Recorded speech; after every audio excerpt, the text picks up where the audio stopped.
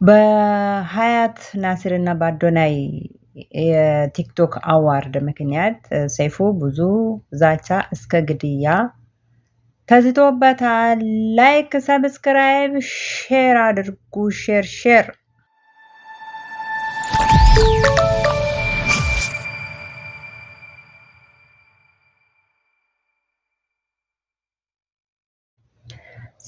ሰላም ውድና የተከበራችሁ ክብሯን ቤተሰቦቼ እንዴት ናችሁ? ሰላም ናችሁ? ሰላማችሁን አብዝቶ በየዓለም ዙሪያ ያብዛልኝ። ቪዲዮን እንግዲህ ከወደዳችሁ ላይክ፣ ሰብስክራይብ፣ ሼር አድርጉ።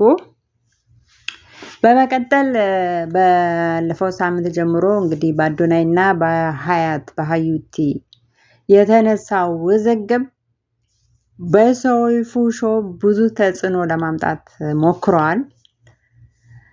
ያው ምንድነው ሰይፉ ዘረኛ ነው፣ እሷን የምረጡኝ ቅስቀሳ እያካሄደ ነው፣ ብዙ ነገር ተብሏል። ሰይፉ ግን አይደለሁም ብሏል።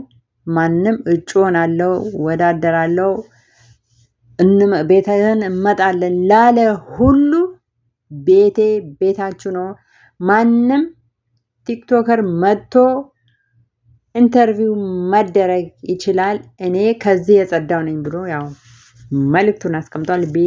ቤታችሁ ነው ብሏል። ሆኖም ግን አይደለም፣ ዘረኛ ነህ፣ ብዙ ነገር ተብሏል። ከተባሉት ቪዲዮዎች ደግሞ ቀንጨብ አድርጌ ተከታተሉኝ። ምርጫ ልክ አይደለም፣ ትልቅ ጸብ ነው የሚያስነሳው። ልንገራችሁ፣ ትልቅ ጸብ ይነሳል በዚህ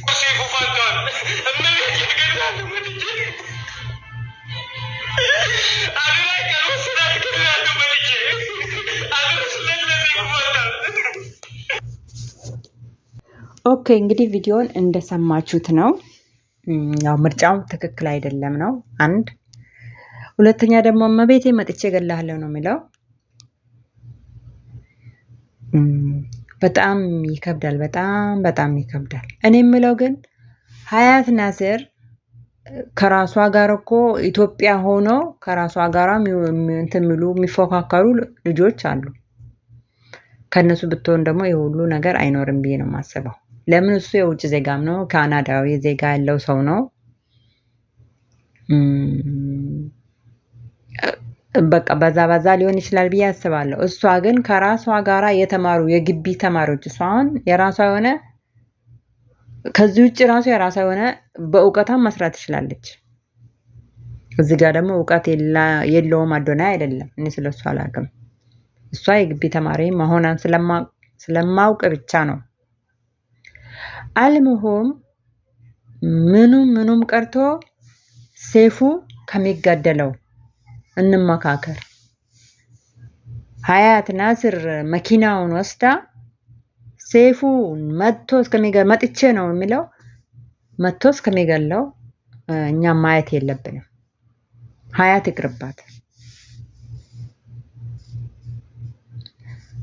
መኪናዋ ሀያት ቢቀርባት የኔ ሀሳብ ነው ማለት ነው። ለምን ሰይፉን ከሞት ለማዳን ብቻ ማለት ነው። በጣም ያስፈራል፣ በጣም ይከብዳል። ሚዲያ ደግሞ ውሸት ነው ማለት አይቻልም። እውነትም ሊሆን ይችላል። ሚዲያ ብዙ ተጽዕኖ አለው። እንደኔ ሀሳብ ነው። ለምንድን ነው ሀያትን ብቻ ጠራ እሱን ለምን አልጠራም የሚባልም አለ። እንደሰማሁት እንግዲህ ከአዶናይ እንደሰማሁት ያው እንደጠራውና እሱ ጋር አልቀርብም ብሎ ማልቀርብበት ደግሞ ብዙ ምክንያቶች አሉኝ ብሎ ዘርዝሯል እንጂ ሰይፉ ሾው ጠርቶታል ይመስለኛል። እንግዲህ መጀመሪያ ባይጠራውም በኋላ ጠርቶታል ይመስለኛል። መጀመሪያ ግን አንድ ላይ አልተጠሩም። ሀያትን የጠራኋት ደግሞ በቲክቶክ አዋርዱ ሳይሆን በሰሜን ምስራቅ አፍሪካ ይበል እዚህ ጋ ሳላረጋግጥ አልናገርም። የአፍሪካ ውስጥ እጩም ናት። በዛ ምክንያት ነው የሚልም አዳምጬዋለሁ። በዛ ምክንያት ነው የጠራኋት። መምጣት የፈለገ ማንም ይምጣ፣ ቤቱ ቤታችን ነው የሚለው። ማንንም ልምጣ ብሎ እምቢ ያልኩት የለም ነው የምለው። አዶናይ ግን እሱ ጋር አልቀርብም።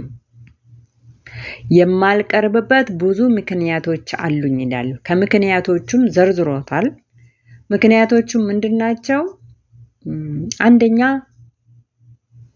ስልክ ደውዬለት ማናጀሩ ምናምን ሊያወራኝ አልፈለገም አለ። አንድ በሁለተኛ ደረጃ ደግሞ መኪና ላይ ነበረ። ከመኪና ላይ ወርዶ እኔም ከመኪና ወርጄ ላወራው እንትን ስል ብዙም ሊያወራኝ አልፈለገም አለ። በቃ ቦታ ሰጥቶኝ ሊያወራኝ አልፈለገም አለ። እሱም ምክንያቱንም ደግሞ አዶናይ ተናግሯል። ምክንያቱንም ተናገረ። ምክንያቱም ምንድነው? ገበናዬን ስለተናገርኩኝ አለ። ገበናውን የተናገረውን እኔ ያንን ቦታ አላዳመጥኩትም፣ አላየሁትም፣ እስካሁንም አላየሁትም። ገበናዬን በመናገሬ በዛ ቦታ አልሰጠኝም ነው የምለው ይላል። እዚህ ጋር እንግዲህ ነጥብ ያዙ ማለት ነው። አንዳንዴ ሚዲያ በደህና ነገር ላይ ብዙም ቫይራሉ አይወጣም፣ ደህና ነገር ሲሆን ማለት ነው። ስንት የሃይማኖት አስተማሪዎች አሉ፣ በሁሉም ሃይማኖት አስተማሪዎች አሉ፣ ዳዒዎች አሉ፣ ብዙ አሉ። እነሱ ጋር ግን ሰው የለም። ሰው ያለው ማጋ ነው? መጥፎ ነገር ያለበት ቦታ ላይ፣ ከሃይማኖት የወጣበት ቦታ ላይ፣ እንደዛ አይነት ቦታ ዛህማ ነው በቃ። እና ገበና ማለት ገበናው ያንን የተናገረውን ገበና እኔ አላየውም፣ አሁንም አላየውም። ያን በመናገሬ ቦታ አልሰጠኝም፣ ሊያወራኝም አልፈለገም ነው የሚለው። የራስ ገበና ደግሞ የራስ ገበና ነው። የራስ ገበና የራስ ነው። ደህና ሲሆን ኦኬ፣ ሰው ይማርበታል። በቃ እንደዚህ አይነት ሁኔታ ነበርኩኝ፣ አሁን ለዚህ በቃ አሁን የሚባለው ደህና ገበና ሲሆን ኦኬ፣ ብዙ ሰው ይማርበታል። መጥፎ ገበና ሲሆን ግን ራሳችን ብንይዘው ደስ ይለኛል። የራሳችንን ገበና ራሳችን ብንሸፍነው፣ አደባባይ ላይ ባናወጣ ጥሩ ነው ብዬ ነው የምለው። እሱ ግን ለሱ ምንም ባይመስለውም እኔ ሰግጬ ነው የፈመስኩት። እንደውም ስግጥ እያለም ይጨፍራል። ሰውን አልፈራም ብለዋል። ቢሆንም ግን የራስ ገበና የራስ ነው። ሁሉም ነገር ኃላፊ ነው። ሰይፉ በዛ ምክንያት ነው ቦታ ያልሰጠኝ ብለዋል። በቃ ማህበረሰቡ ግን ዘረኛ ነክ ነበር ያለው። ዘረኛ ነክ ነበር ያለው። እሱ ግን ይሄንን አልጠቀሰም። ዘረኛ ነው የሚል ነገር አልጠቀሰም።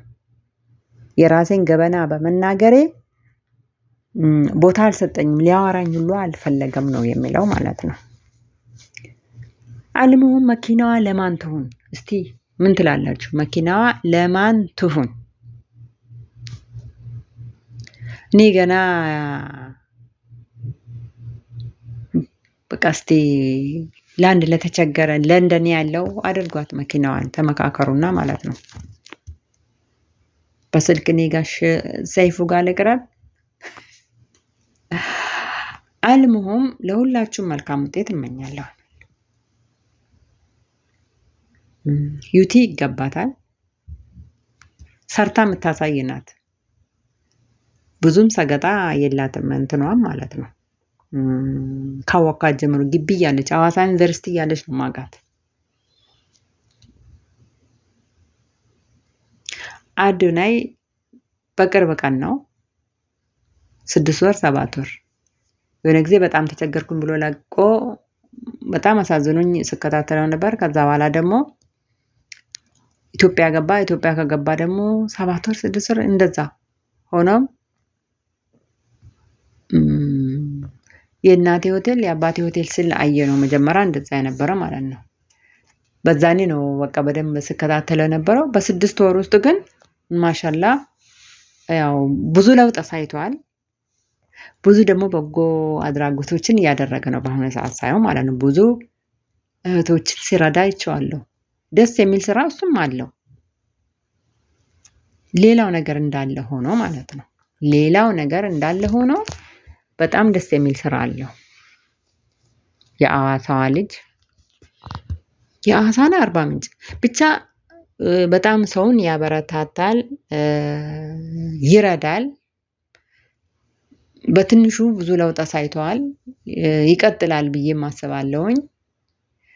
ለሁለቱም ይገባቸዋል እንደኔ ማለት ነው። እኔ ያወቅኩት በቅርብ ነው። ባየሁትም ሰዓት ብዙዎችን በቃ እየረዳ ነው ያለው። ያበረታታል። ያን ያህል እንግዲህ የሚያናጭ ነገር አይደለም። ሰይፉ ያው ተናግሯል። ቤቱ ቤታችሁ ነው ብለዋል። ማንንም እንትን ያልኩንም ከዘርም ከምንም የጸዳው ነኝ ብሎ እዛ ጋር ለቀዋል። ማህበረሰቡ ደግሞ ለምን እንደዛ እንዳለ አላቅም። የሰይፉን ከዚህ በፊት ስራውን አላቅም እኔ። እንደዛ አይነት ነገር ካለበትም ጥሩ አይደለም እና የይምረጡኝ ምርጫ ቅስቀሳ እንዳላደረገና አዶናይ ደግሞ ቤቱን መቅረብ እንዳልፈለገ እራሱ በአንደበቱ ተናግሯል። ለማንኛውም መልካም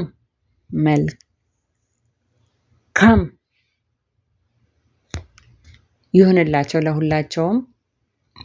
መጨረሻውን አላህ ያሳምረው። ምንም አይነት ነገር ሳይፈጠር በሰላም እንዲያልቅ ምኞቴ ነው። ኢንሻአላህ ላይክ ሰብስክራይብ እያደረጋችሁ ደግሞ ላይክ ሼር ሰብስክራይብ እያደረጋችሁ እውነት ግን ደግሞ መጥቶ ይገላል ወይ ይላልውኛ ሀያት ከበላች እውነት መጥቶ ይገላል የሚለውም ያስፈራኛል። እነሱ መኪና ሊበሉ ሰይፉ መሞት አለበት የለበትም? ግን ነገሩ በሰይፉ እጅ አይመስለኝም አይደለም። እስቲ እንግዲህ መጨረሻውን እናያለን። ላይክ ሰብስክራይብ ሼር እያደረጋችሁ ደህና ሁኑልኝ፣ ክበሩልኝ። ለምታበረቱኝ፣ ለምታጠነክሩኝ ለሁላችሁም ክብርና ምስጋናዬ የላቀ ነው። ሰላም አለይኩም ወራህመቱላህ ባይ